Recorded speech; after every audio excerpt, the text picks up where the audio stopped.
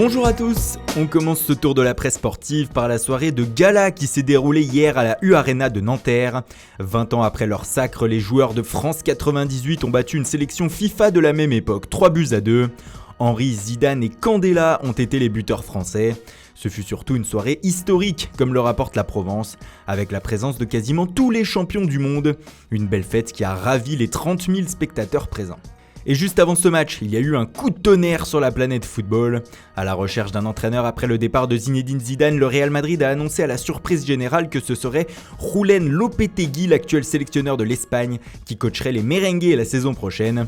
Il prendra ses fonctions après la Coupe du Monde. Cela a fait l'effet d'une bombe en Espagne, surtout à 3 jours du premier match contre le Portugal. Julen accepte un défi mondial, titre Marca. En revanche, en Catalogne, on grince un peu des dents. Sport juge que le Real a envoyé un missile à la Roja. Une conférence de presse avec le président de la fédération espagnole aura lieu aujourd'hui. Certains médias locaux indiquent que Lopetegui pourrait être débarqué avant le match face aux Portugais.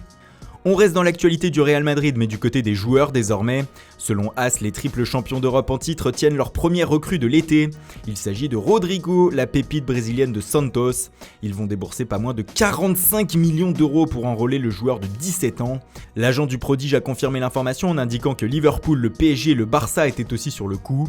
Rodrigo devrait maintenant rester une saison de plus au Brésil et ne débarquer dans la capitale espagnole qu'en juin 2019.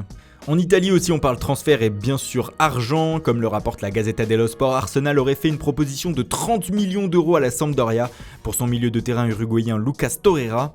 Véritable révélation de la saison dernière, il est à 22 ans l'avenir de l'Uruguay dans ce secteur de jeu. D'ailleurs, selon le Guardian, la Samp aurait accepté l'offre des Gunners qui ont mis 5 millions d'euros de plus que le Napoli sur la table, ce qui a fait la différence.